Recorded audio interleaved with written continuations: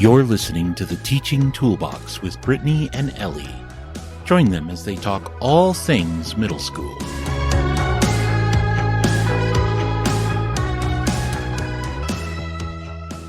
We often remember the relationships we had in school rather than specific lessons. But the lessons we do remember often have a special type of connection.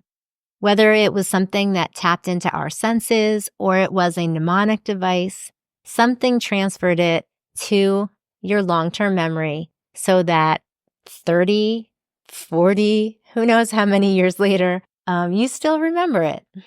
You're absolutely right. I do remember learning a spelling lesson about only E's are buried in the cemetery. And I remember mock Congress in 8th grade pretty clearly, like I was still there. And I remember some other things here or there, but the relationships are definitely clearer. Right. Well, welcome to the Teaching Toolbox Podcast. I'm Ellie, and I'm here with Brittany. Hello. And today we're tackling the topic of helping students improve their memory.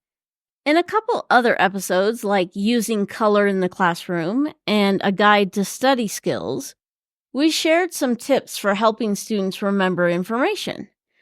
In this episode, we'll take some time to talk a little bit about memory and the brain, and then we'll jump into some tactical ways to help students actually improve their memory. So we know our brain is complex, and we aren't going to attempt to go into great depth about all the functions of the parts of the brain because we are not brain experts. No. But we'll touch on a few brain parts or sections that are important for memory. First, we have the hippocampus, which is critical for forming new memories, particularly declarative, fact-based, and episodic, event-based memories.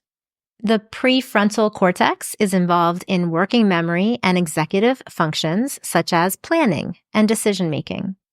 And the amygdala is associated with emotional memories and helps to strengthen memories that are emotionally charged. Okay, so those are the couple parts of the brain that are used in memory. Maybe there's more, but those are the couple we're mentioning, used in memory or recall.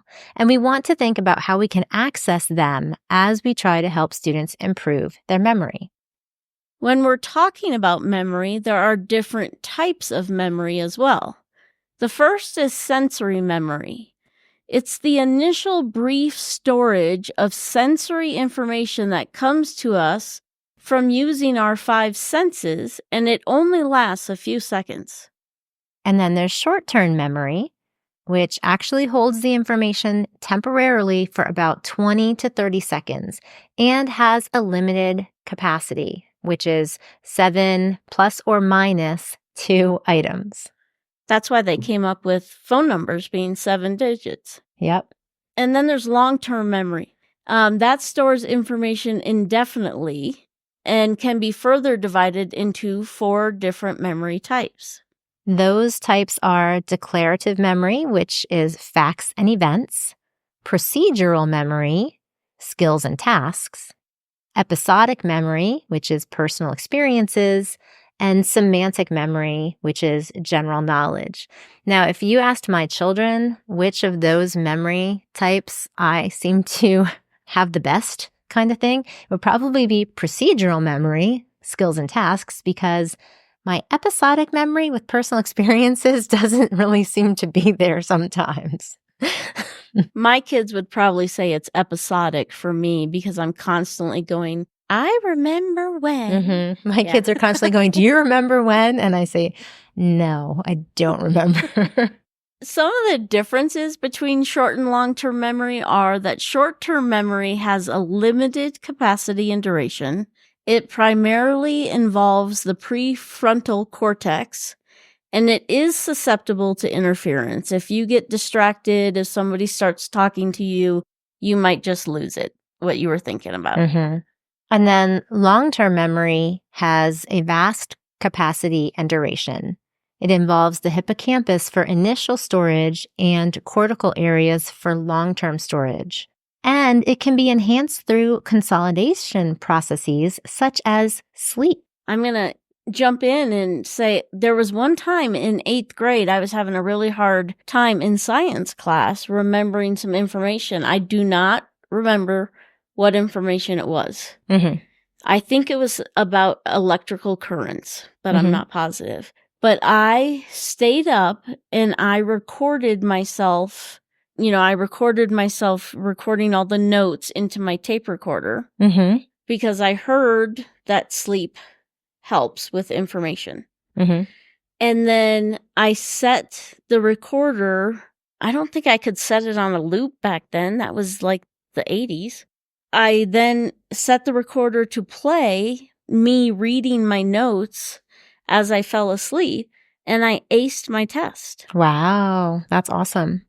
I've listened to a few podcasts lately that talk about how important it is to sleep after you have been attempting to learn something, because sleep just seems to improve the memory. It gets it into your mind. Yeah. I've heard it's better than actually cramming for a test. Yes, better than staying up all night, because staying up all night, you're not getting that sleep recovering time that is helping your memory.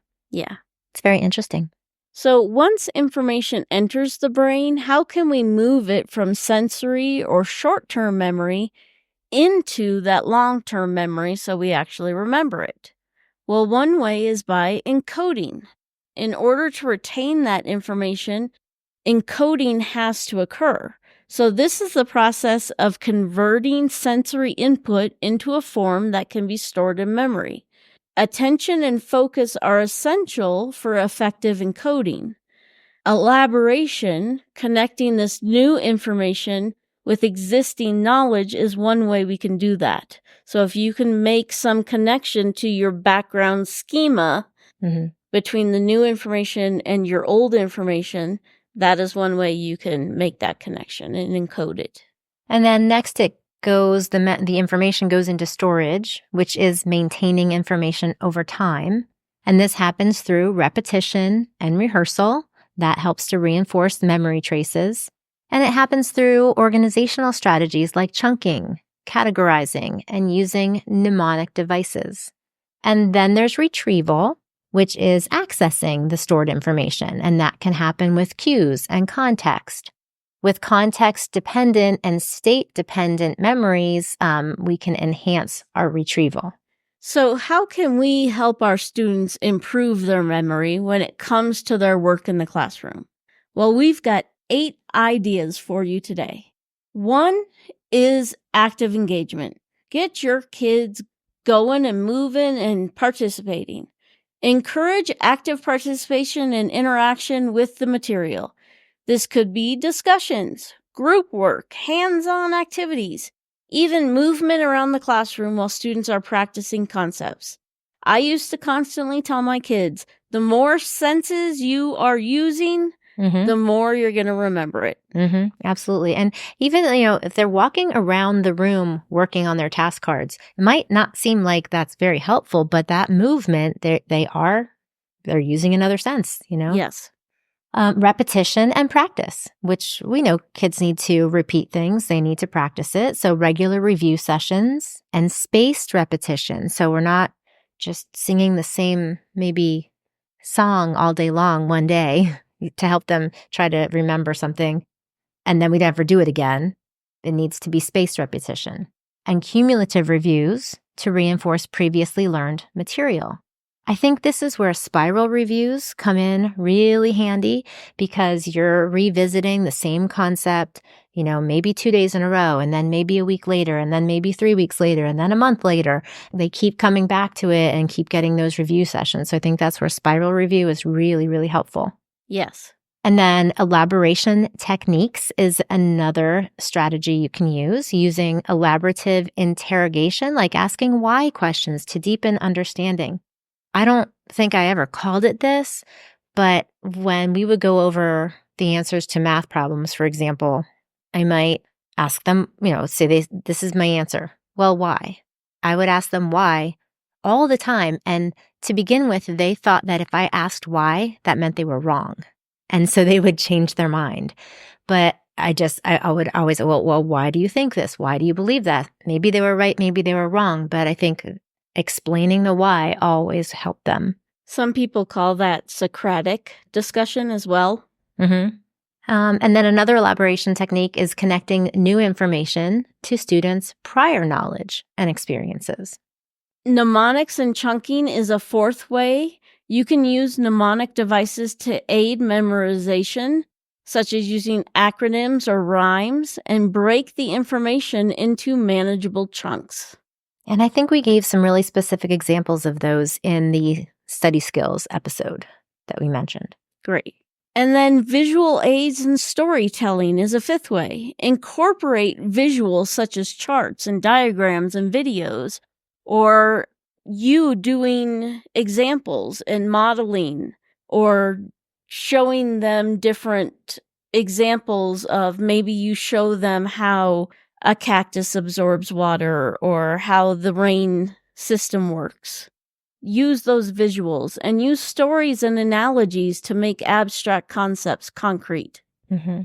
I don't know if this counts, but there are times that I would pretend I knew nothing. We'd write a problem on the board, and I would be like, I have no idea how to do this. You need to explain it to me. You need to walk me through it. And they would try. And if they would assume that I knew how to do something, I would either do it wrong or like, well, I don't know what that means. You have to explain it to me. And it's kind of like telling a math story because they're trying to explain the process.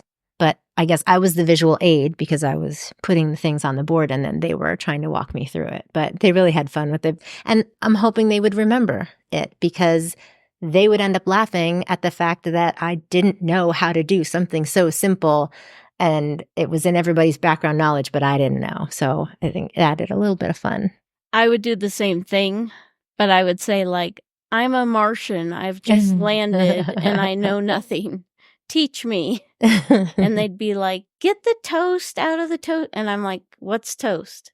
Right. And they'd be like, well, go to the toaster. I'm like, what's a toaster? It's so funny. Yeah. It's a lot of fun. A sixth thing you can do is use frequent assessment and feedback. Provide regular quizzes, informative assessments, give timely and constructive feedback to guide learning. Sometimes you might give an assessment. If there's no feedback, they don't understand why something's wrong. It's not helpful. So they need that feedback, even though it takes some time to write that or to talk to them about it. And then we have healthy lifestyle habits. Encourage adequate sleep, proper nutrition, and physical exercise. And as we talked about, sleep is so important. We've heard about different studies that are done to measure the impact of sleep on memory and on job performance in different fields. Some researchers believe that memory consolidation occurs during sleep, as we said.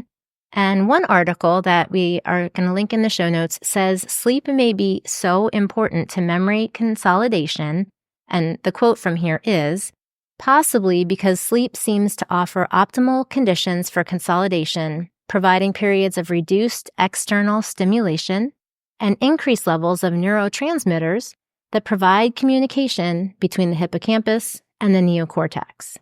So there's a lot of interesting research out there about the importance of sleep if you're interested in checking that out. And then if you have the opportunity, teach students some stress management techniques to help create a conducive learning environment. And finally, number 8 is organization. Keeping a well-organized study environment and using tools like planners or digital apps to track your assignments and your deadlines can reduce cognitive overload. When students are organized, they can focus better and retain information more effectively. We talked about ways to help students with this in our executive functioning episode, which we will also link in the show notes. By understanding the mechanisms of memory and applying these strategies, educators can enhance memory retention and learning outcomes for their students. We hope you heard some tools you can add to your teaching toolbox. Make sure to follow or subscribe to the podcast so you never miss an episode. We'll talk to you soon. Bye. You just listened to the Teaching Toolbox. Follow them on your favorite platform for more episodes and share it with a friend.